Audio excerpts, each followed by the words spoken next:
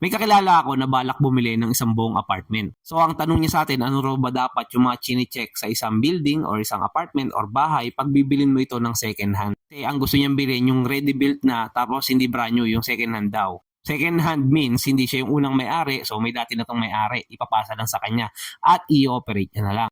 So, ang payo ko sa kanya number one is sabi ko magdala ka ng magaling na plumber. Isa kasi guys sa mga madalas na naging problema ng mga old building or apartments or mga bahay, no, kahit kumuha kayo ng mga second hand na bahay, is yung plumbing system.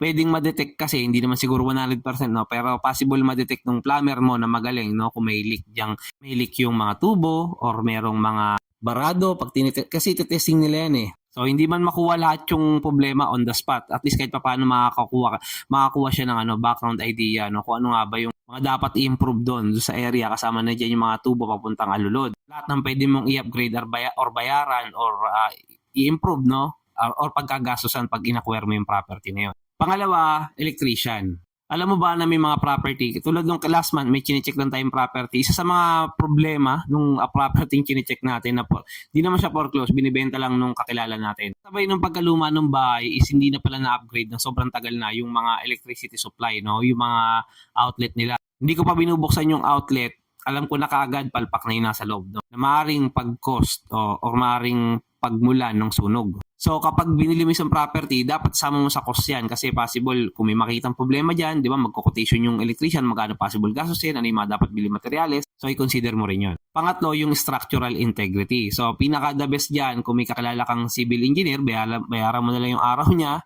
kung pwede, no, magpa-quote ka sa kanya or magpa-check ka nung property kung okay pa ba yung bibilin mong bahay. Kasi may mga guys, may mga nakita tayo before na mga bahay, no? Kinis-kinis ganyan, yung pala meron palang crack na tinago yung dating may-ari nito, tapos nung medyo tumagal-tagal, lumabas na yung crack ulit dun sa wall na binili niyang bahay. Pangapat, yung roof or yung bubong, kasama na diyan yung kisame. May mga property rin pala tayo nakita before na ang ganda ng bubong, ang ganda ng kisame. Pagbukas mo ng kisame, pininturahan lang pala yung baba. Sobrang bulok na talaga yung kisame na dapat ng palitan. Yung kisame, yung mga kahoy na dugtungan. Tapos sobrang dami pang spaghetti wiring dun sa kisame. Actually guys, sobrang dami pa na pwede nyo check, no? Kung may kulang sa mga sinabi ko, comment down below. Huwag nyo palang kalimutan na mag-like and subscribe dito sa channel natin. At share nyo na rin sa mga kaibigan nyo mahilig sa video ang katulad nito.